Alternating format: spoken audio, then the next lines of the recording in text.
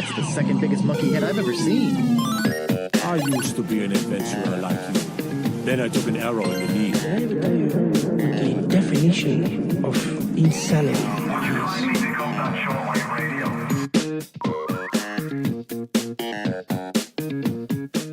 Hello, and welcome to PvA Radio. Luke Croft is usually hosting this. This week he's not. I'm Larry Hunt, and I don't have a cool nickname for myself because that's Luke's job. But alongside me, as always, is freelance gaming journalist Cody Mello Klein. But that's not true anymore. Kind of. It's kind of true. Only Kind of. semi-true. All right. But you are a regular journalist now as well, correct? Yeah, I am fully employed, and it feels good. Nice. And games journalism is the side hustle. Yeah, as always. How you doing, Cody? I'm doing well. It feels weird. The kids are by themselves today. It's just us without our fearless leader. It's going to be nuts. Yep. I'm ready. I was telling Cody I've hosted one time before on the old show. So we've been podcasting for like 4 years or something, and I've only done this once, so we'll see what happens. Luke, unfortunately, a tree fell in his house. It was just a Christmas tree, but apparently it was a gigantic mess, and it happened right before the show was supposed to start. So I'm going to blame his cat. I'm just going to go ahead and assume the cat did it. That's usually the answer, though. Yep. And my children are still awake, and that was distracting. All right, moving on. So, so this is PvA. Wait, no. Yes, PvA Radio. Off to a great start. And every week we get together to talk about the biggest stories in gaming news, except for me. I usually bring something from like 10 years ago. But this week I'm up to date, so it'll be great. So we just get together, we discuss those few things. Think of it as your collaborative audio feature article, your CAFA. Get that tattooed somewhere on your body. I think I hit all of the required statements. So we'll start the show like we start every show. Cody, what have you been playing? A couple things. I've been continuing to play Red Dead. Between Thanksgiving and me being gone this weekend out of town, I haven't been able to play much. So I've been playing a little bit of Red Dead, but other than that, I've mostly been playing Battlefield 5, which I started playing the week of Thanksgiving. I've been playing that a lot with my brother. That's the game whenever it comes out, we just play nonstop together. Nice. And it's fun. I mean, I'm going to have much more to say about it as it relates to my topic. But what I can say is it's definitely Battlefield. And it definitely feels like it's the start of something that will eventually be great. It's like a great, solid foundation. I think all the things that are there for it to be a great Battlefield game is just not quite there yet. And it's a game that will definitely evolve over time. So I'm looking forward to seeing how it does evolve over time. Yeah. I've never owned a Battlefield game. I always play them somehow. I borrow them from someone or I've rented them before. It's been a while since I did that, and I like them. I just there's usually something else I'm into playing, and right now my big game that I'm playing is really disappointing me. So I will probably check Battlefield 5 out. You should. I think especially this one is much more than the others. Built so much around squad play, and it really helps if you have a squad of like max 4 to really help you out. I think they've really cemented the role that you occupy as either support or I guess medic, support, recon, or assault. They each have the kind of their own viability in combat, and working together with your squad is just so rewarding. So you should definitely grab it. I'd love to have more people to play with. So you've got it on Xbox then? Oh yeah. All right. Well, if I get around to it, I'll let you know. Do it. Squad up. You still enjoying Red Dead? I am, yeah. I'm actually enjoying it more and more the more I play. It's constantly surprising me, in small ways and in big ways. I can't wait to see the end of this game. Not because I'm eager to see the end of it. It's just the story is such a. It's interesting. There's a different for me. There's a difference between being a predictable story and and a story playing into the inevitability of the scenario it's set up. And that's what Red Dead is. It's like a slow crawl towards death for a lot of these characters. And it's terrible because you get to know these characters over dozens of hours, and then slowly but surely the game just picks them off one by one. It's like what The Walking Dead tries to do and what Game of Thrones has done over and over again. I really enjoyed that, like what Walking Dead tries to do. Yeah. Got to get my digs in every episode. All right. Anything else? No, what have you been playing? Just Overwatch this week. Nice. I had an absolutely atrocious night of Overwatch. Just really dive bombed the SR, drove it as far into the ground as I could, and then a really good night of Overwatch. So, As it goes. yeah. I'm really looking forward to the changes they're making this week. Brigida and Doomfist are both getting nerfs, and I think that's going to be huge. I've said this before. I'm not enjoying the current meta. It's just too much, just getting knocked around all the time. And so cutting down on some of that, I'm really excited about. Yeah, Brigida's been pretty unstoppable for a while now. Yes. Yeah. I love the character. Great concept, but they made one character to kill a particular style of gameplay, and they really succeeded. And that's kind of disappointing. Yeah, but that's the way it goes with these games. They just kind of release these characters and over time hone them in. It's the same with Siege. It's the same with hero like MOBAs. Yeah, I don't actually. I'm interested to see how these changes impact the meta. I also agree. I'm not a huge fan of the way it is right now, especially as a healer. Oh yeah. So I'm excited to be able to once again play a healer effectively. I took a crack at playing a main tank this week, and it went really well. One of the best games I've ever played. I had 19 shatter stuns and 10 shatter kills. Wow. But anyway, I have a tendency to get too in the weeds on this section with Overwatch, so I won't. Oh, also, one more game I'll mention. Every now and then I like to mention a mobile phone game because I'm lame like that. I don't like to poop just staring at the wall. I want to play a game while I do it. So Assassin's Creed has a mobile game that's actually not bad. I almost said Like not a new fun. mobile game? I don't know. I don't know how old it is. I just stumbled across it, but you set up your own brotherhood and you can recruit. Have you ever played? You don't really play mobile phone games, do you? I play a few here and there. Have you ever played Star Wars Galaxy of Heroes? No, but my friend's super into it. It's real similar to that in the way that you acquire and level up characters, but the gameplay is like it's almost like a turn-based strategy sort of game mixed with a side scroller. It's odd, but it's fun. It's a fun little game to check out. So anyway, let's move on. 2 topics. So, Cody, I'm going to make you go first. All right. Throw me into the deep end. Yeah, so as I kind of referenced before, my topic, I think, has a lot to do with my experience playing Battlefield 5 this past week and a half, and I think an experience a lot of Battlefield players have had this past week and a half. And it has a lot to do with the pace of the gameplay. And I think specifically something called TTK and TTD, which for people who don't know, it's time to kill and time to death. And if you're not familiar with this concept, you definitely know about it and have experienced it in pretty much any multiplayer shooter you play. It's basically the amount of time that passes before you get a kill or the amount of time that passes before you die. And this obviously is low or high depending on the shooter you're playing. But Battlefield 5, in my opinion and the opinion of a lot of players, has a very big problem with its TTK and TTD. Sorry. It's just way too low, especially coming off of Battlefield 1, which was a little bit slower and a little bit more methodical. Battlefield has always been a tactical game, and so kind of lowering the time to kill and time to death makes it feel a lot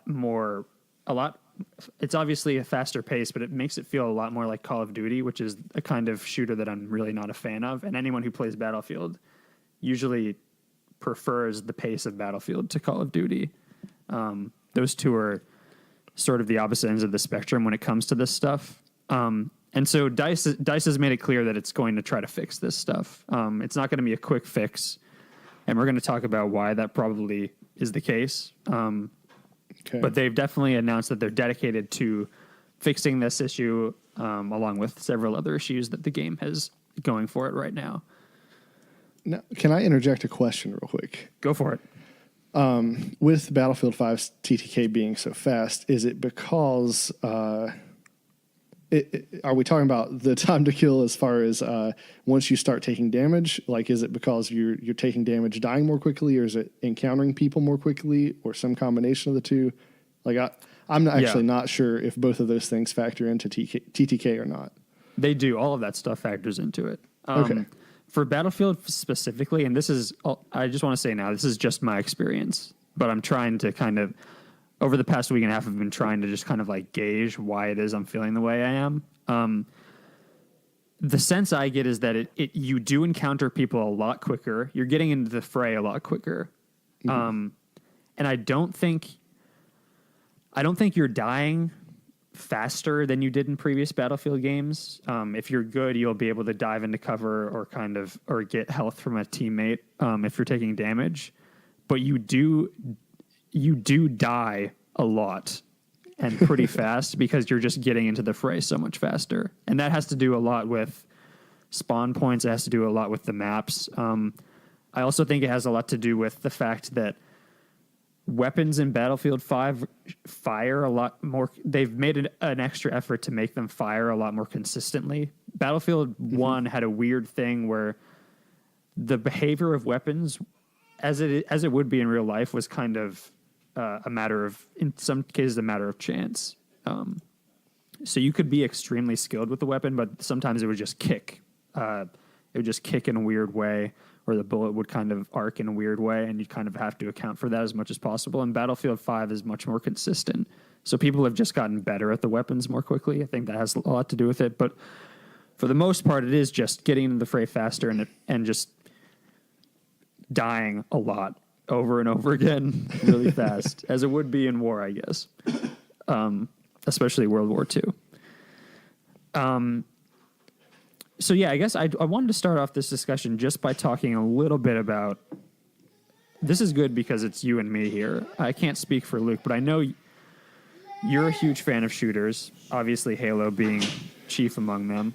And I think we both grew up on shooters a lot of shooters. Mm-hmm. So I kind of wanted to kind of gauge your taste, I guess. What kind of TTK and TTD do you prefer in your shooters, I guess? And this is getting at what kind of pace of a shooter do you like? I prefer a quicker pace. I just, so, and it's very selfish. It's about what I'm good at. and what I'm good at is, I have pretty good reflexes. And so I can usually react faster than most people I come across. So if we're stuck in a thing where it's just who can get the drop on who the quickest and pull the trigger the quickest, that just lends itself to me being successful. Which is to say that I've never been very good at Battlefield games because you have to like be patient and be smart in how you approach the enemy.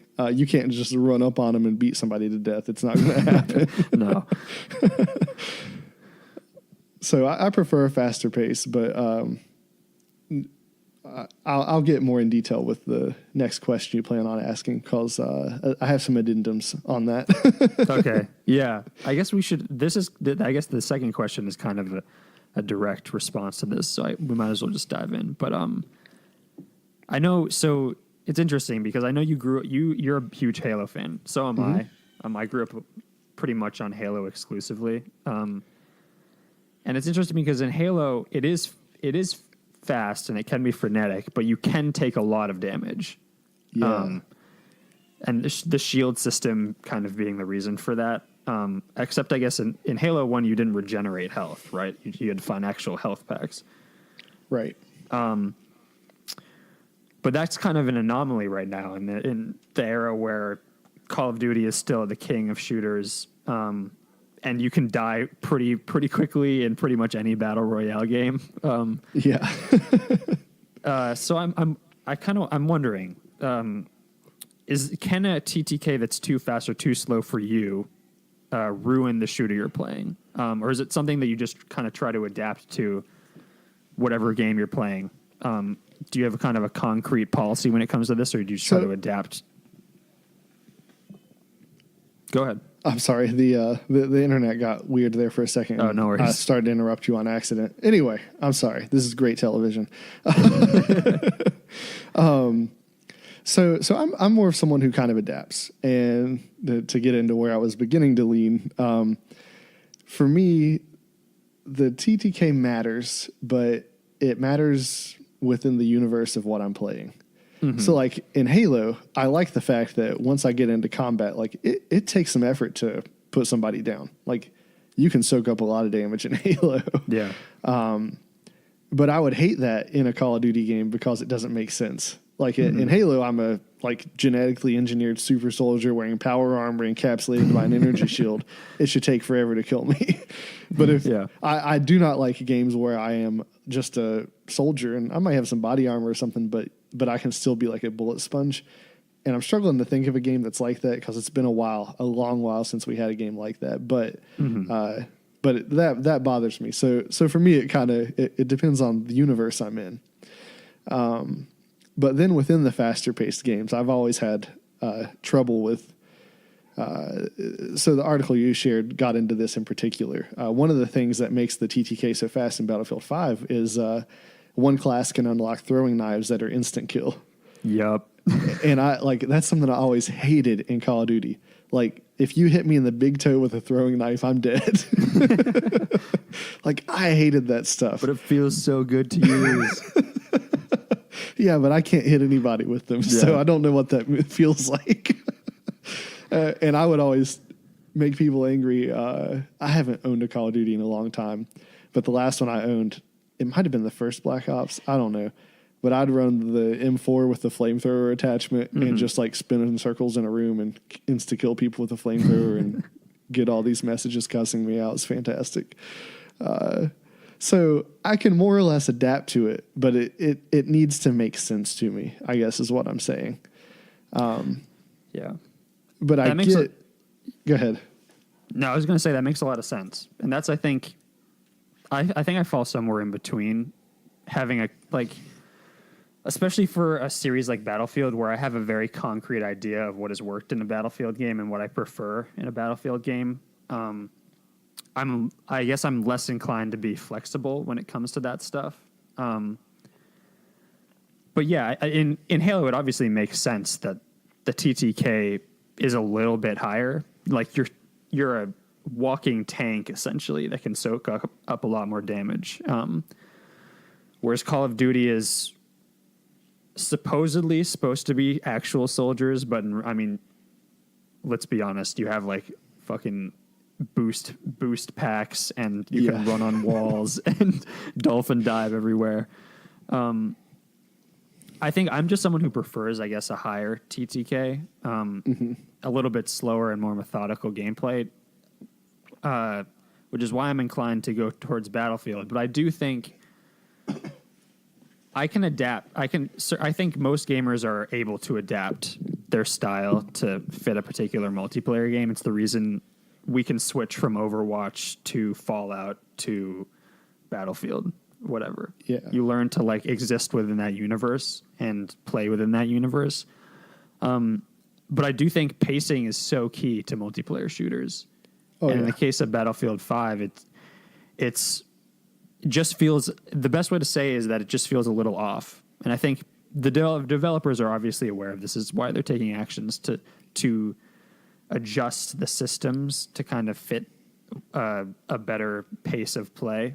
And the throwing knives are an extremely heinous example of how fast the game plays. I don't think there's been something like that in a Battlefield game in a long time. And I don't think people really discovered the power of those throwing knives until like after a week of play. And now I'm just getting knifed left and right from out of nowhere. But But yeah, I think you bring up a good point. The idea of existing within a universe, what makes sense within that universe, but also what makes sense for the pace of play within that universe. Yeah, and I think you're right about the importance of pace. Two thoughts I had in regards to that. One, the faster the TTK is, I think the more likely new players are going to get frustrated. Yeah.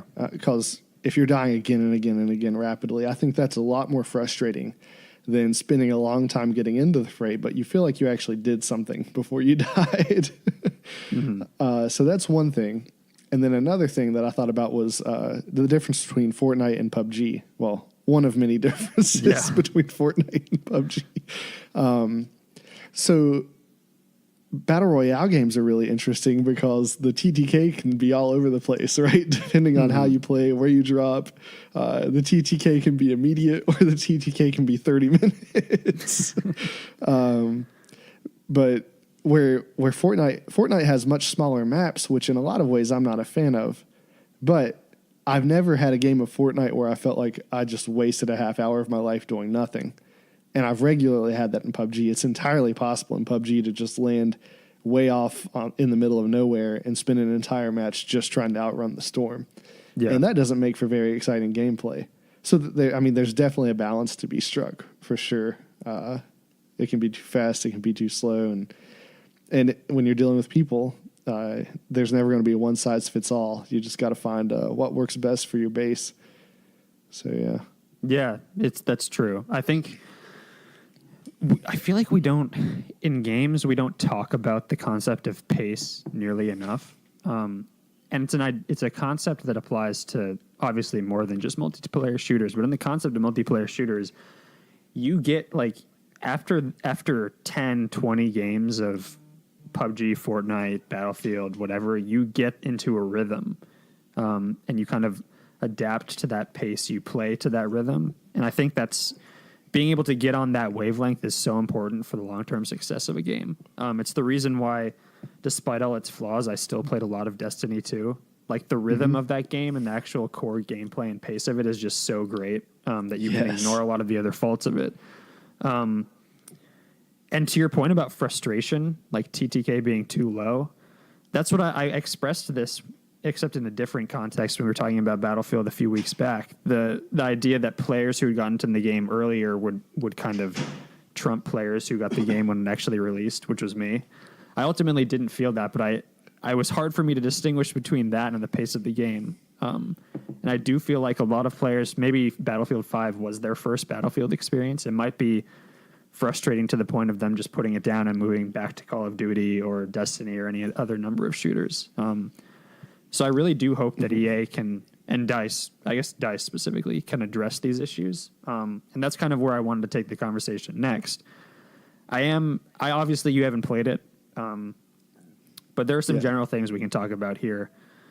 In terms of how can a developer like DICE, or I guess any developer who's kind of dealing with constantly evolving multiplayer shooter that might have its issues, like Bungie or Treyarch, how can a developer of one of these shooters implement changes to something as integral as TTK when that idea is like tangled up so much in a web of systems? Like every system in a game depends on that core pace.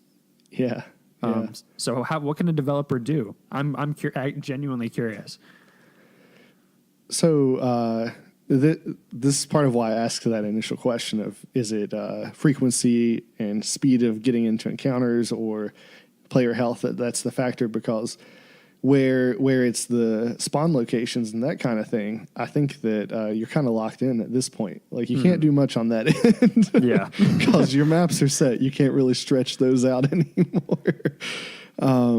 But I think a big thing is changing the way things like the throwing knives and such work. In Destiny, the Hunter class can have a throwing knife, and it's a really effective weapon, but it's not an insta-kill weapon. And I think that's what you do. You make this like a high damage weapon. It's going to hurt somebody, but it's not going to insta-kill someone if it grazes their left ear. Yeah. Like I know people loved doing it, but I hated seeing all the like videos of, hey, I threw a throwing knife across the map over a building and it just happened to hit somebody and I got a kill. Like that's so frustrating. Add damage drop off to them too. Like it's just not realistic that I can take a sniper out with my throwing knife. So I think like dropping those 1-kill weapons is a big deal. And I think very few weapons should be insta kills if they're not a direct headshot, you know. Agreed. Yeah. I mean, there are exceptions. The rocket launcher, something like that, it makes sense, but those should be really rare. And I read in the article that they were talking about boosting the effectiveness of the medics, and I thought that was a really interesting way to approach this problem. Yeah, that's something that I specifically wanted to point out too. Actually, as someone who I play almost exclusively the medic, because I like generally in games I do play as a healer or a medic just because it's the style of play that I enjoy. And medics are effective to a point. Their guns I would just want to, I guess for context, in Battlefield 1, the medics guns were primarily medium to long range rifles and bolt action rifles, like semi-automatic. In Battlefield 5, medic guns are close to medium range submachine guns. And that, in terms of just combat, that dramatically reduces the viability of a medic, especially in Battlefield maps that tend to be pretty wide open and large. And I guess the trade-off is that medics have a far superior. They have like a syringe they can inject into people and like revive them, and it's far superior than the normal revive, which takes forever. But I think the main way that DICE is probably going to approach this is from the perspective of fixing weapons like that, increasing the viability of a class like the medic to be able to, I guess, dole out probably maybe more health per second, and just, nerfing weapons like the throwing knives and, I guess, adjusting the viability of specific weapons to make sure they're not dealing too much damage, to make sure that they're actually balanced and fair. All the stuff that tends to happen in regular balance patches in any online game. You talked about the consistency of the weapons earlier. Yeah. And how they're more consistent in this game. I'm trying to think of how to ask this. With prior games, was it something where the weapons just behaved kind of odd and you could get used to it, or was it like they were just chaotic? Do you know what I'm asking? Yeah. I think this really just applies to Battlefield 1, because in previous games the the bullet spread and the weapon behavior was much more consistent. In Battlefield 1, they kind of switched it up. And I think it was something that you could adapt to and get used to. Like, I felt like I was effective with the weapons I played a lot with. But it was something that I think frustrated a lot of players, particularly snipers. But it was something you could definitely adapt to. Gotcha. Yeah, I hope that answers your question. Yeah, and I was only asking that for the purposes of maybe they could, in some ways, raise the skill ceilings of some of the more difficult weapons. But I understand not doing that as well, because it can be frustrating when you can't figure out how to hit a shot. Yeah, yeah, definitely. But have you played much Titanfall? I played a lot of Titanfall 1. So I think it's the Kraber. They've got a one-shot sniper rifle, but it functions less hit scan and more projectile. Like, you have to lead your target, you have to account for bullet drop. So that kind of thing. Like, yeah, I can shoot you from forever away and it's going to wreck you if it hits you, but I have to put a lot more thought now to hit the shot. Like, that's something they can do. But I understand if that's not the route they want to go. Yeah, that's a good point. I do also think it'll be interesting to see if they do actually adjust any of the maps. That's something that obviously takes a much more involved it's a much more involved process than just adjusting damage on guns or adjusting the behavior of certain classes. Yeah. But I would be interested to see if that's something they'll take into account, because they did say in their comment that they're aware of how involved a process this is, and that they're willing to take the time to really pay attention to it. It's not going to be something that happens right away. They obviously have even more stuff just on the horizon that they're doling out in terms of content. But yeah, it's something I'm going to continue playing the game because I enjoy it on a base level. And I do end up, all in all, coming out positive on my KD per game. But it's just something that I've had to get used to for a Battlefield game, especially coming off of Battlefield 1, which is much slower. With modifying the maps, I started answering this question by talking about that not even being possible. And 5 years ago, that made sense. But, Fortnite, they're constantly changing their map. Yeah. Blizzard has changed several of the Overwatch maps, so it is doable. So I just hadn't even thought of that as a real possibility, but I suppose it is. Yeah, I definitely think so. Especially, I think they did it in Battlefield 1 too a little bit. They'd adjust the map, not in really any drastic ways, but they would semi-adjust spawn points and capture points for certain maps. And honestly, by the end of that game's life cycle, there were just so many maps that it ultimately didn't matter because you'd eventually land on one that was balanced and fine. Yeah. But yeah, I hope that whatever changes they make are integrated well, because this is something that could totally backfire because it is so integral to the play experience. Yeah. And I would agree that changing it gradually is the thing that makes sense. Yeah, definitely. All right. Anything else on that? I don't think so. Well, then we'll roll on to my topic this week, which is the Fallout 76 mess. So this will be the third week in a row we're talking about the mess of Fallout, but the fallout of Fallout, if you will. So 2 weeks ago, you and Luke talked about it, and Luke crapped all over the game. I think and rightfully so. But I hadn't even played it.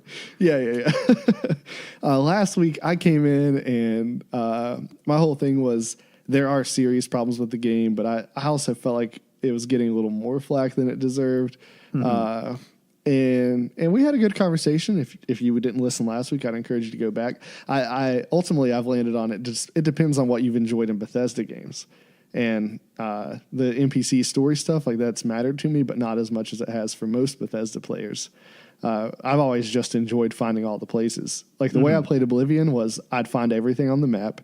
I'd raid this dungeon, go back to the town I set up my camp in, and sell and forge and do all that stuff, move on to the next dungeon over and over. Like my thing has always been like exploring the environment. And so this game works for me, but all that's neither here nor there. So this game was not received well. There's been a lot of backlash and well-deserved. Luke made some great points last week about how really this has just, like Bethesda hasn't done anything different here. A lot of these things that they've done wrong are things they've often done wrong. It's just that a lot of the pretty stuff that kept us distracted from it has been stripped away. Yeah.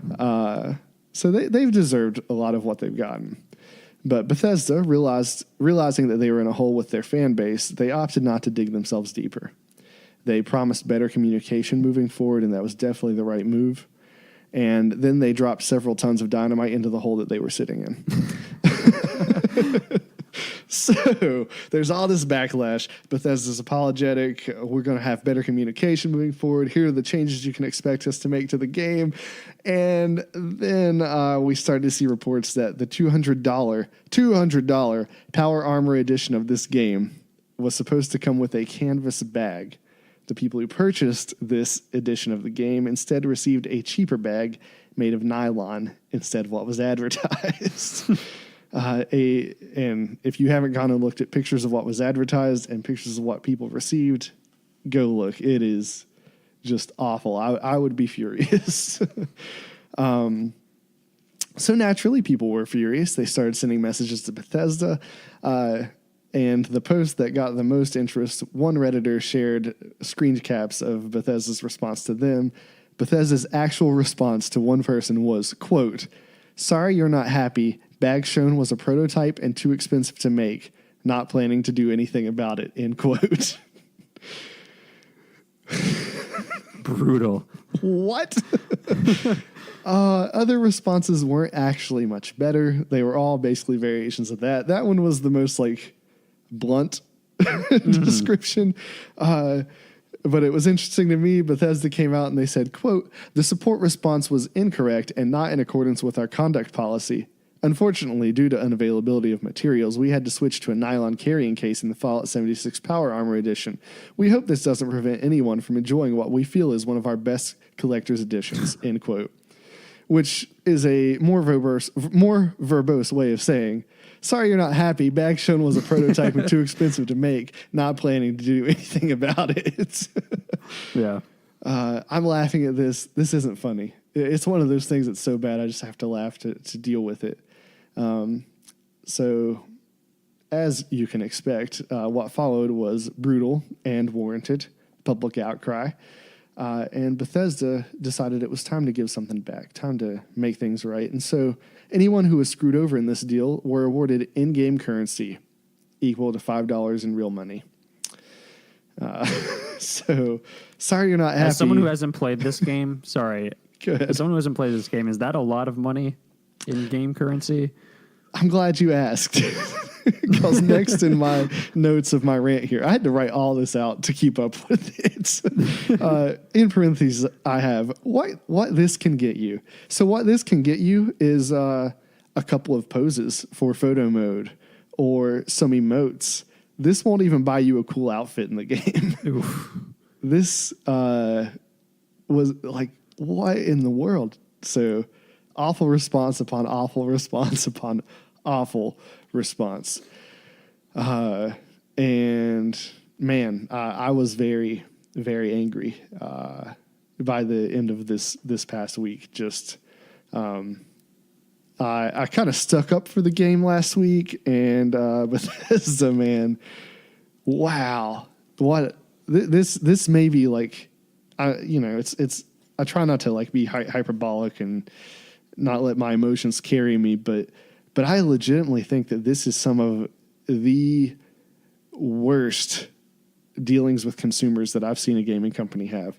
Like, this was worse than EA handling Battlefront 2, like way worse. But a couple of hours ago, Bethesda tweeted, "We are finalizing manufacturing plans for replacement canvas bags for the Fallout 76 Power Armor Edition. If you purchased the CE, please visit," and there's a web link, which I'm not going to read because that would be weird. That's not part of the quote. I've messed up the whole quoting thing. Sorry, I'm not a professional games journalist. "And submit a ticket by January 31st, 2019. We'll arrange to send you a replacement as soon as the bags are ready," end quote. I really butchered that. I'm not used to hosting podcasts, guys. Moving on. So Bethesda is, they're finally going to make it right. They've said they're going to make it right anyway. I guess we'll have to wait and see what the people actually receive. Hopefully they don't manage to screw this up yet again.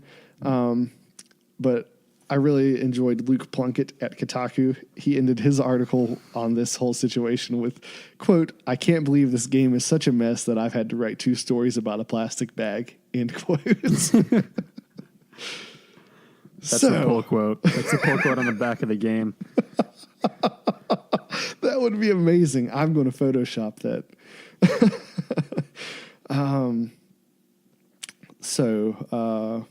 Yeah, quite a lot happened here. But I really want to lead this conversation with one question and get your thoughts on this. What was Bethesda thinking? This is a very interesting question. And I think it's one that most of us have been thinking over the past few weeks. I do want to differentiate between, because there are 2 different answers to this question. One as it relates to Fallout 76, the game, and one as it relates to this debacle, which is the product, the consumer facing behavior. I think we've talked a lot about the clear problems and some of the great things about Fallout 76, the game. So I don't think it's worth discussing that at length anymore. But in terms of, I think what you're talking about is kind of broader. Like, what was Bethesda thinking in general as it pertains to Fallout 76? And Yeah. In terms of this colossal shitstorm, it's difficult to really answer this question. My first thought when I heard about this was that something really, really must have gone terribly wrong in terms of the manufacturing of the collector's edition. Like either they didn't anticipate the amount of people that would order it, and they just couldn't afford the materials to create all these canvas bags, which doesn't seem very likely. And let me interject there. I forgot in the whole mess of this story, I forgot one detail that I think we do need to add in right there. Influencers received some of these canvas bags for free. So they did create some and give them away to people who could hype the game. See, that's key. That's important to note. Sorry, I forgot that earlier. No, I'm glad you brought that up. Yeah, but that just, I guess, goes to my point. I don't think that was the issue. They've had super expensive, super fancy collector's editions in the past, and they've always been able to deliver on them. And Fallout 76 pre-orders were pretty, I think they weren't super low. They were fine. I think in terms of the way they've dealt with this whole situation, it's just been one bad move after another. And I agree with Luke to a certain extent. I think for Fallout 76, the game, a lot of the things that are wrong with it are things that have been wrong with Bethesda games for a long time now. But I think this behavior is new. I don't have an especially long memory when it comes to Bethesda. I'm a fair weather fan at best. But I can't recall Bethesda having this kind of interaction with its fans before. It always seems like a company that's had a great relationship with its consumers and its fans. People obviously worship Bethesda and its games. I just think there were a lot of wrong moves here. Obviously, namely being that that one response to the person was probably representative of a lot of responses they made to people, which was kind of not, if not openly hostile, kind of just indifferent. Which is maybe even worse. I think they're just reeling with this game. And they have been since it launched, and probably before it launched when previews were coming out about it. They're unused to being on the back foot when it comes to their games releasing, and this was a big experiment for them, and I don't think it paid off for them, and a lot of this has been new, and unfortunately this is another new thing they're having to, or at least relatively new thing they're having to contend with. So I don't know if I have a concrete answer for what they were thinking. I would be interested, and I'm sure Jason Schreier is working on a story about this. I would be interested to know whether that first response was kind of an anomaly. It was just someone pissed off at having to deal with all these consumers' responses, or if it's just a company reeling from a grand experiment that didn't pay off. Yeah, so I think one of the biggest things going on here is that Bethesda, and I think this has been obvious for years. At some point, Bethesda bought into Bethesda's own hype. Yeah. They got full of themselves. Skyrim was amazing. And it was so amazing that they got to skate by being relevant for years without putting anything out, really. And it's kind of a thing of, we're Bethesda. It doesn't matter if the games aren't super polished. It doesn't matter how many crazy glitches they have. Those can be fun even. Like, we're Bethesda. We put out these awesome games. I really think that's part of what happened here. I think there was some pride at work. And I think that feeds into how much they are reeling. I really don't think that they... obviously you wouldn't put a game out if you anticipated the reception that this game had gotten, right? And I don't think Bethesda's ever had a bad launch, and I just don't think they're used to having to deal with so much negative publicity. The closest they've gotten to having to deal with that was people beginning to make fun of how many times are we going to re-release Skyrim. Yeah, and that's a joke they've played into. Yeah, and they handled that really well. So I think that's part of the problem, part of what's going on here. And something, I've said this, you just said it, and and I don't think it's completely without merit, but we talk about what an experiment this has been for Bethesda, but they've also done the Elder Scrolls Online. So like this wasn't their first foray into massive multiplayer online stuff. I don't right? think that's them directly developing it, though. Okay. I'm glad you're here to fact check me. Usually Luke does that. Yeah, I'm gonna check on that, but continue. Okay. But in any case, that's just kind of a side point I had. But as I've been watching this story unfold, what I really felt like, what I kept asking myself was, have they not been paying attention for the entire console generation? Because this generation has just been marked with so many bad releases and so many companies trying to skate by with downright broken games and not addressing those issues well. And the more I thought about that, the more I realized that they've had the chance to observe that, but they haven't actually released anything new on this console. Am I right on that? No, they released Fallout 4. Okay, all right. So I'm not right on that. Which in itself had kind of a lukewarm response too. Okay. But still, this is this has been a narrative in the early parts of this generation. This was a narrative: release a game, it's broken, respond poorly, get in trouble. And in a lot of ways, I feel like this is like, all right, it's Bethesda's turn to go through the same growing pains that everyone else has had to go through. Like Ubisoft had some bad releases, EA's had some atrocious releases. All right, it's Bethesda's turn, but it doesn't really excuse it. Like you should have been watching and learning from what other people were going through and how these companies reacted, because the people who were willing to defend this game were few and far between. Yeah. And I would contend that anyone who shelled out money for the Power Armor Edition was way more likely to be those people, because they're like the Fallout diehards, exactly. right? And you're just gonna be flippant with them like that. All right, we're not gonna do anything. Okay, you guys are real upset. Here's $5 in Monopoly money. Like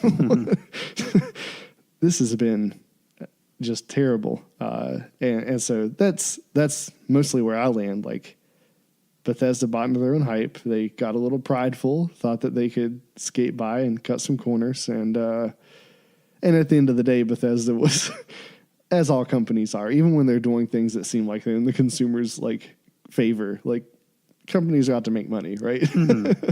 And that's what Bethesda was thinking. If we send you nylon bags, it doesn't cost as much as canvas. Yeah. So that was a factor. Yeah, definitely. Quickly want to point out that, Elder Scrolls Online is only published by Bethesda. It's developed by ZeniMax. All right. But that point aside, mm-hmm. I totally agree with you. Bethesda has been buying into its hype for a long time. And I think prior to Fallout 76, I think Fallout 4 probably should have been a wake-up call for a lot of people.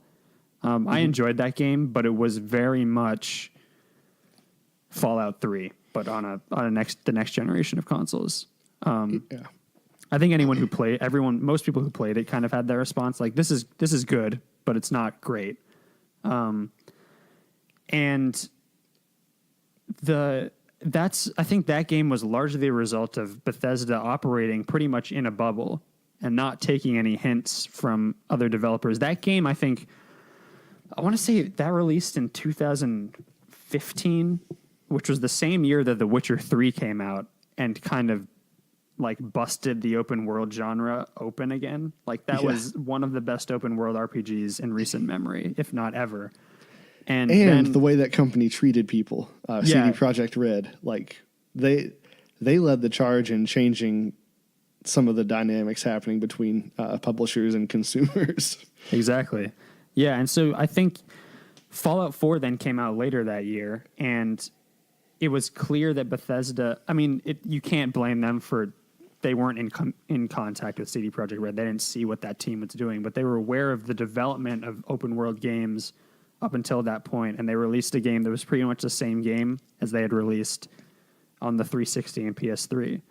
I totally agree that like Bethesda has for a long time just kind of done what Bethesda does, and there are very few developers in this industry that can just do that without consequence from consumers.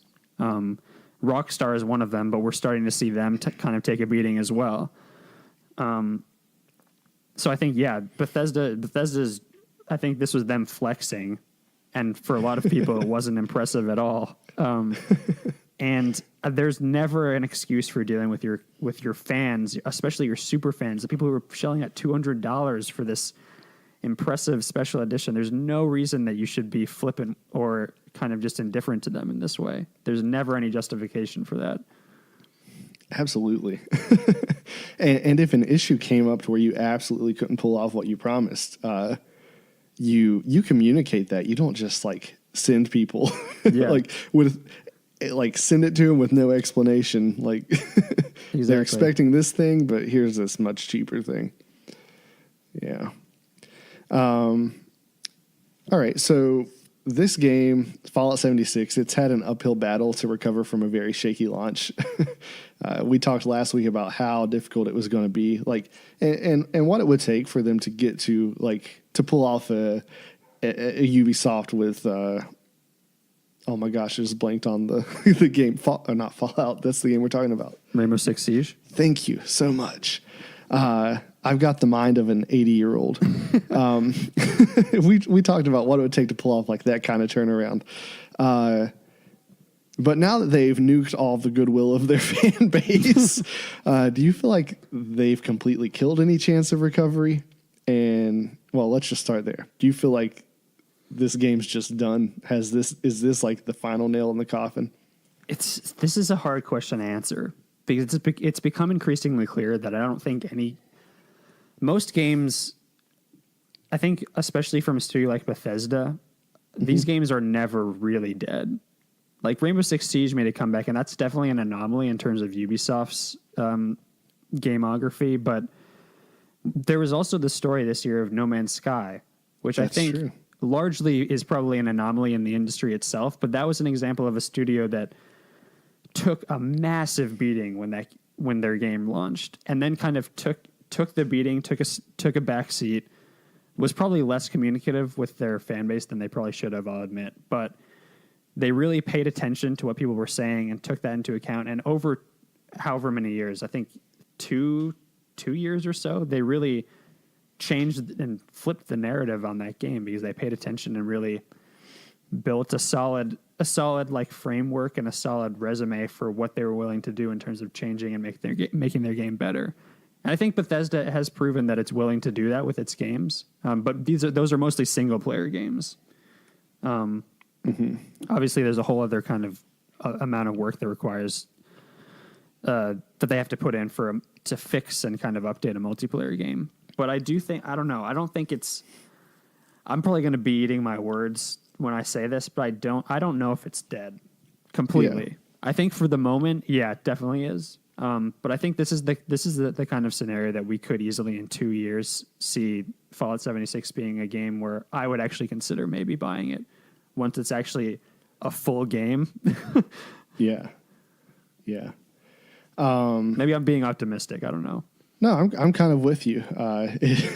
If this weird generation of persistent online, constantly being updated experiences has taught us anything, it's that anything can be fixed with enough time and effort. And Bethesda's got the resources to throw into fixing this game for sure. If any company does, it's Bethesda.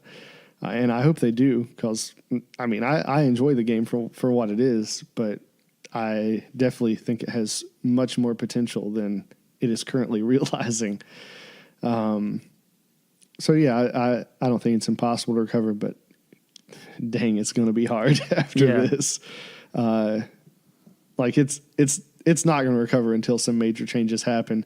And I don't want to get too in the weeds with this because in a lot of ways this overlaps with what we talked about last week. But I do want to, in a more general sense, what changes are going to happen for recovery if this game's going to recover? Yeah. So as someone who hasn't really played Fallout 76, it's hard for me to answer this question. But I can answer it in terms of what we've been talking about. Again, there's the game Fallout 76, and then there's the company Bethesda and its approach to Fallout 76. And so I think I can probably speak more to the latter than the former. You can definitely speak to the former.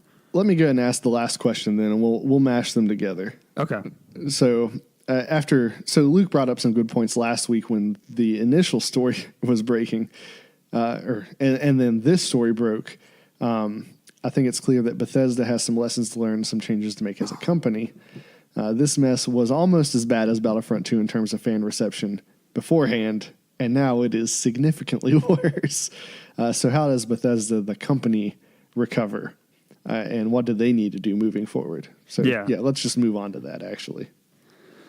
Well, I do want to, I think it's worth talking about how they can fix Fallout 76 as well. And that's something you can definitely speak to with more authority than I can. But Bethesda, the company, needs to deliver on the promise it made that you mentioned earlier. It needs to be more transparent with its consumer base. That's a thing, something that I think a lot of companies only learn after they fuck it up. Like Bungie learned the same lesson. They've started to become more transparent after fucking years of messing up with Destiny. Yeah. But I think transparency is a start. It's a place to start. And I think it's gonna come off as a shallow gesture, but correcting the situation with the canvas bags is important. It's something that needs to be remedied. So that's also a start. But from there, I think they just need to get out of their own heads. I was going to say something a lot worse, but they just need to start actually thinking about their games in a different way, because this game is unlike any other mainstream title they've released. And their fan base is clearly received, and the critics have received it that way. So I think they just need to approach it in a totally different way than they have. They need to pay it more attention. They need to coddle it a little bit more. They need to be receptive to a lot more, actively be more receptive to feedback from the fan base, and treat the game and their fan base like it's part of the same process, which any live game is. Players of a game like this are essentially just constantly participating beta testers.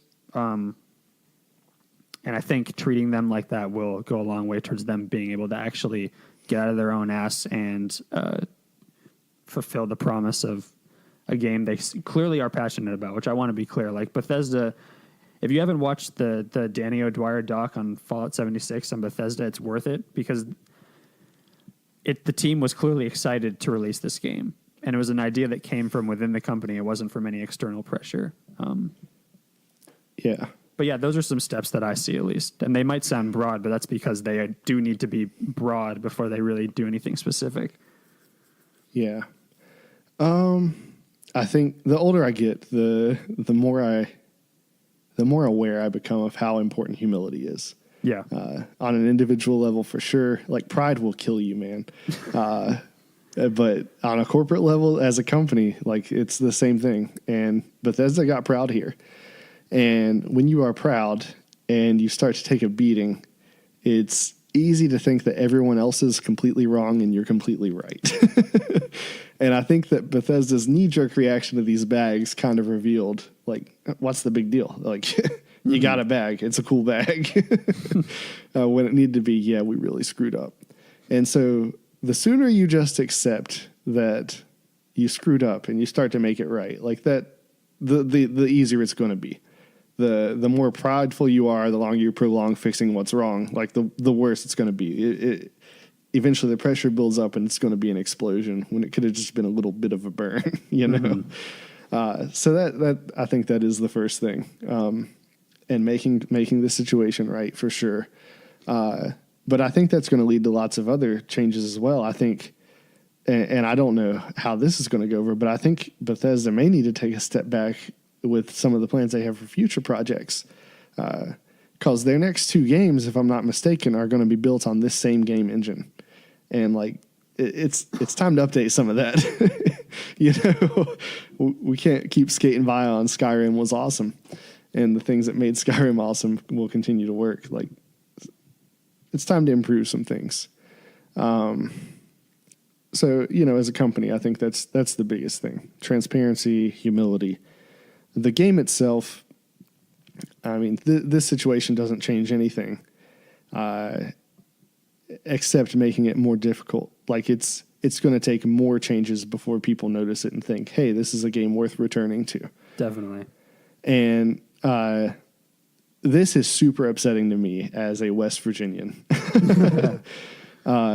So I was born, raised in West Virginia, and I love that place. I was actually never really the kid that was like, I can't wait to get out of here. Like that's most people who live in West Virginia. And I, I don't care about West Virginia jokes. I get hit with them all the time, and I'm a barefoot runner, which, I deserve all the jokes. But I will say this, there is some difficulty being a West Virginian. To give you some context, my first week at college, anyone who's gone to college, like out of state, you meet everybody and like one of the first questions is always, where are you from? One time this girl asked me where I'm from first week of college. And I said, West Virginia. And no irony, no joke. She looks me in the eye and goes, ew, and walks away. Wow. Yeah. And I'm going to constantly, my whole life, anytime someone finds out I'm from West Virginia, I'm going to get hit with the incest jokes. I'm going to get hit with education jokes. It's a surprise I still have all my teeth, whatever. And it really doesn't affect me generally, but it is kind of frustrating that, like, if there's a state that could be made fun of, West Virginia is the state. And that makes it really upsetting to me that this game wound up being like the worst of the Fallout games, Yeah. Like being from a state that most people would consider the worst of the states. Well, this game that takes place in my state is now the worst of the games. It really sucks because I don't know if you saw that, like West Virginia, like really as a state really like bought into the hype of this game. Yeah. Like it was awesome. Somebody cared enough about where we live to like make a game there. And they spent time in West Virginia learning about the war, putting actual locations in the game. The governor of West Virginia actually like dubbed the release date of this game as Reclamation Day. Like it was a legit celebration. Wow. So I am definitely taking this failure more personally than a lot of people, just because of that, I think. Yeah. And that may be weird, but it's not, because I felt the same way about Assassin's Creed 3. Yeah. That game was a mess for a number of reasons and is generally considered one of the worst entries. It also happened to take place in Boston, partially in Boston. It was also in New York, but I was pretty much spent the entirety of that game in Boston. And as someone who's from an area and a city whose approach to everything is fuck you if you have something negative to say about our city, fuck you if you have something positive to say about our city, and generally has like a very insular and like protective stance towards people criticizing it. Like I felt like that game was like, oh, cool. Like obviously movies and pop culture has taken place in Boston for a long time, but it was the first game that I had played that really took advantage of the setting and was like an accurate representation of it. And everybody was just shitting on the game. And so I can definitely relate to you taking it personally. It's kind of like a point of pride to know that your town, your state is like worthy enough to be included in this massive game. Yeah. And, obviously I have a lot of friends who've picked this game up, and West Virginians have received this game different. It colors how you receive the game. Like it's so cool to go in a game and go to places you've actually been to. Yeah. I was visiting my brother-in-law for Thanksgiving, and he asked if I'd been to Seneca Rock, and I was like, no, not in real life, but in Fallout 76. He was like, what? And I explained to him this game, and he's like, I might need to buy an Xbox. That sounds awesome. So yeah, I'm real upset. I'm really rooting for this game, and I really hope Bethesda's quick on making it right just as fast as they can, even if that means taking some steps back from some other things. But yeah, any other thoughts on this whole mess? It's going to take so much work. It makes me. I guess I shouldn't really be worried about the next two games we know that are from this kind of like main line. I mean, they still have they have the new Wolfenstein and a new Doom. Those are going to be fine. I always forget about those being Bethesda games. Yeah, it's weird. And Prey is Bethesda as well. But like they have their Skyrim, not their Skyrim, their Elder Scrolls 6 and Star. I'm going to mess this up. I always do. It's not Starlink, it's Starfield. Those are their like two big on the horizon games. And those are both obviously at least as far as we know, big single player games. And so I'm I hope this will help. I hope that this will, as you say, allow them to become a little bit more humble, a little bit more thoughtful and self-reflective on their own process, and make those games better. Because just as a side point, and I do think this is worth checking out for anyone who's remotely interested in being educated on Bethesda. Jason Schreier put out, it was a tweet, I think it was a tweet, he might have written something about it on Kotaku as well, about the general criticism amongst gamers of like, you really need to update your engine, you really need to fix your engine, and how misplaced that criticism is largely. Because an engine is ultimately not like a set in stone thing. It's a set of tools that is updated over time. And so Bethesda might be using some of the same base parts of an engine that they were used in Skyrim, but they have updated it over time. Yeah. And so I think a lot of what people point to are like faults in QA or just like faults in the development process in terms of timing and release. I just wanted to put that out there just to be fair to Bethesda. All right. Because we've shit on them for the last half hour. And admittedly, I'm not the most knowledgeable on the coding side of things. Yeah. All right. So I was just going to throw this out there. And we typically, well, I don't know what we do on PvA Radio because we haven't crossed this bridge yet. But on back on the Player 3 podcast, we didn't typically be like, buy this game or don't buy this game. But I did want to say this, with all the mess happening and Bethesda's reaction, I would not buy this game if I hadn't bought it already. That's where I'm at personally. 180. Until I were to see Bethesda actually putting plenty of action behind their words. Like, I love the game and I hope it succeeds. And if you want to buy it, go ahead, because I want Bethesda funded to fix the game for me. But but I'm just letting people know, like, how I feel about it. I can't stand when a company does things as slimy as what we've seen Bethesda doing.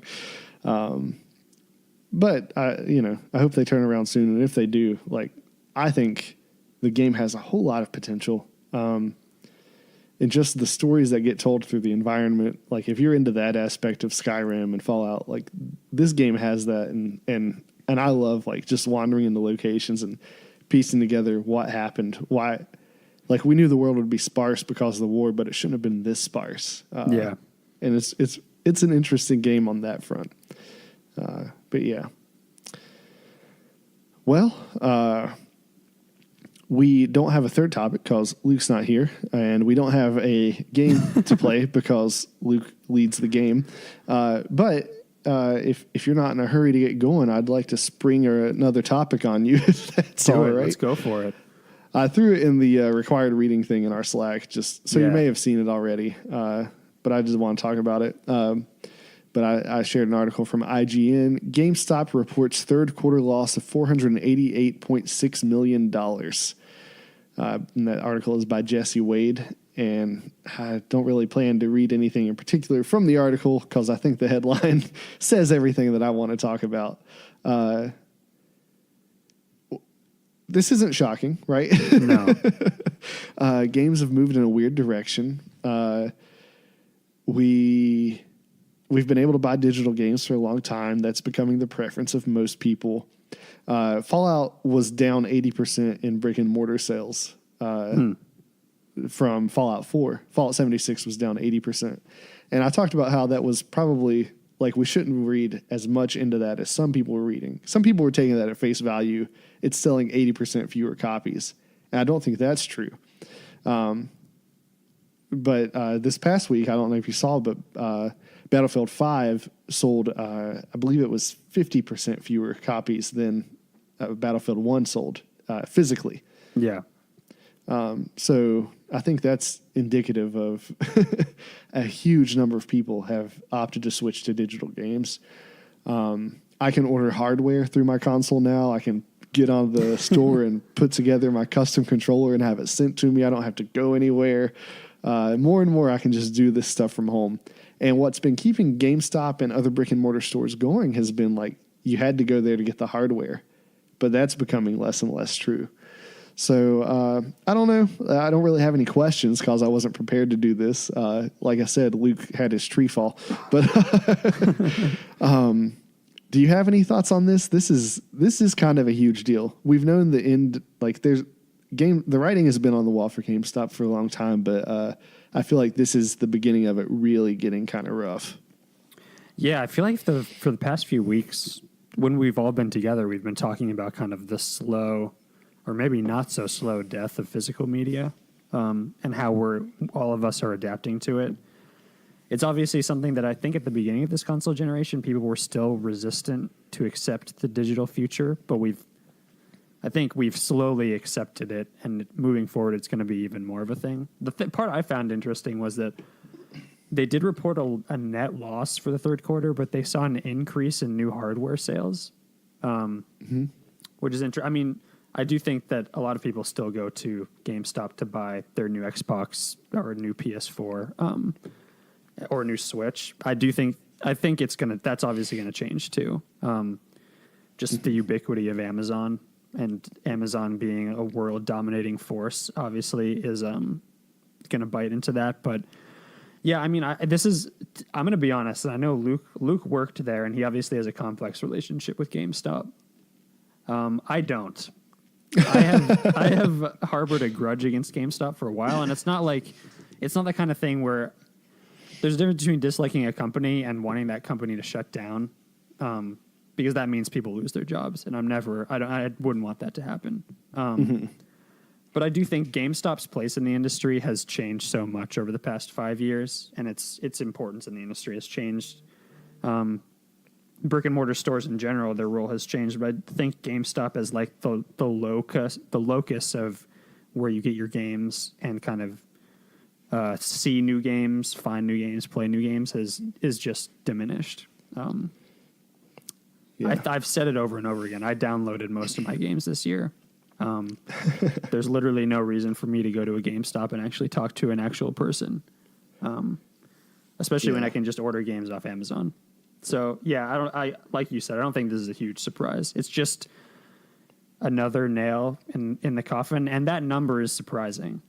I'd be interested to know like how much of a total year's profit that really amounts to. Like if that's a sizable cut for them, they earn a lot of money, obviously, but close to $500 million is nothing to shake your head at. Yeah. To give you some percentages from the article, it says that pre-owned sales were down 13.4% compared to previous quarters. But sales were up for new hardware, like we talked about. And a lot of that was headset and controller sales. Yeah. Which, as an Overwatch player, I don't know if I believe that people are buying headsets, but whatever. And you said you're right. You can order that through your Xbox now, which is awesome. Yeah. But something that I hadn't really thought about, and I'm surprised that pre-owned sales aren't down more than they are, because every digital sale is a potential lost pre-owned sale. Because if someone's not buying a physical game, they're not selling it back to you later to sell to somebody else, you know. But yeah, I would also be interested in that. And like you said, Luke worked there. He knows more about their inner workings and all that. But as someone who just goes in their stores, like the scripts that they give their employees are not helpful. No. It makes me not want to go there. And like, I don't get mad at the employees because I know like they literally have to say all this stuff to me.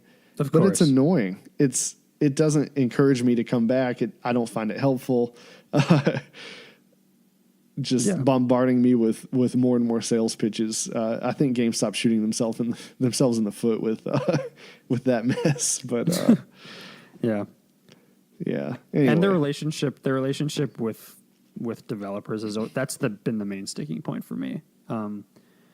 like how much money they end up taking away from developers. And I'm not worried about like the Sonys of the world because they always make money, but it's like the small, like the AA developers kind of get screwed over by GameStop in terms of the profit splitting. Yeah. The pre-owned thing is interesting to me because I was reading a piece today that made a good point. Like you can usually find games cheaper on the online store after a while than you can eventually buy them pre-owned at GameStop. Like the things are just discounted to the point where why would I even bother buying a pre-owned game? Yeah. So I guess that's not that much surprising either. But yeah, yeah, I know there are reasons for it, but it used to be like a big difference to buy pre-owned versus new, Yeah. and it hasn't been for a long time. There were times in college where I'd go to GameStop with a friend and be like, all right, see what they'll offer you, and I'll offer you this much. So if they offer you less, I'll buy this game from you directly. So, yeah. I encourage checking that article out. It gives you a lot more information than I wanted to get into. I just wanted to talk broadly about it. And I'm with you. Like, I've got issues with GameStop, but, I'm not rooting for the failure of the company. I'd rather see them adapt to the new market. But I just legitimately don't know what that looks like when so much of everything is going digital. Mm-hmm. Yeah. All right. Well, you got anything you want to throw into the end of this show? We got a little more time, but if not, we'll wrap it up. I don't think so. I was kind of excited to talk about Luke's topic just because I love award season speculation, but there's really no point in doing that without him. Yeah. That was my feeling. We could have dove into that, but I'd rather wait till he's here. So there's a preview of what we're going to talk about next week. Yeah. So here on the back end, we're going to again wrap things up, but remember, this is PvA Radio. You can check us out on any podcast service, and if you find one we're not on, let me know, and I'll make it get there. He gets things done. What's the name of our website, Cody? Is it playerversusall.com? Yes. Player vs all? Right? I believe so. We should know this. I should know that. Let's see. I'm going to search for you. Versusall.com. This is how prepared we were for tonight. Yes. It is playerversusall.com. All right. I would encourage, go check out the website. Luke has been doing a lot of cool things to prepare this gaming website. It's going to function more like an old school magazine. Some of you kids don't even know what that means, but there's going to be more focus. We're going to have a theme for each month, and all the articles, everything are going to kind of revolve around that theme. It's not going to be your typical gaming website of cover literally everything that happens every day. Here are the sales. Here's the news. Hideo Kojima sneezed this week. Whatever. It's going to be a lot more focused. And if that's something that sounds interesting to you, go sign up and you'll get a preview of what's coming up with our first issue. Did I miss anything? You think we hit everything? I think we did. Well, there's no game this week, unfortunately. That's right. All right. Well, if you didn't like this episode, come back next week because Luke's got a better voice for radio, but he also has a better face for radio. Boom, roasted. Damn. I used to have better hair than he did, but now his hair's pretty good, so I'll give him that. One time he wrote me a thank you card in college because one of his classes made him write it, like an encouraging card, not a thank you card. And I kept it. It's on my desk at work to this day. It says, "Dear Larry, you're cute, but I'm cuter. Your beard's cute, but mine's cuter. You're funny, but I'm funnier. Keep trying, and maybe one day, but probably not. Love, Luke."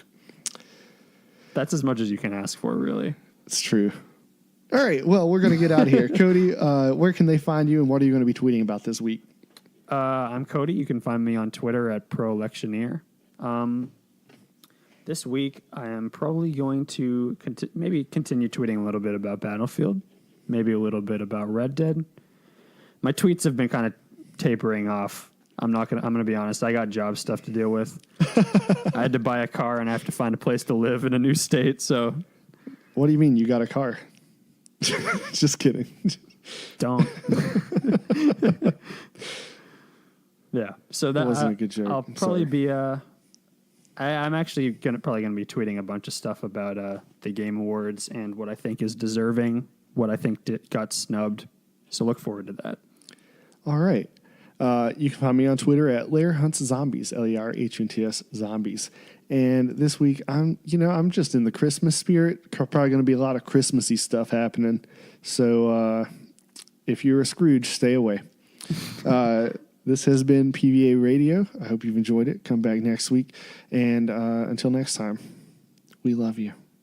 Why, that's the second biggest monkey head I've ever seen. I used to be an adventurer like you. Then I took an arrow in the knee. The definition of insanity.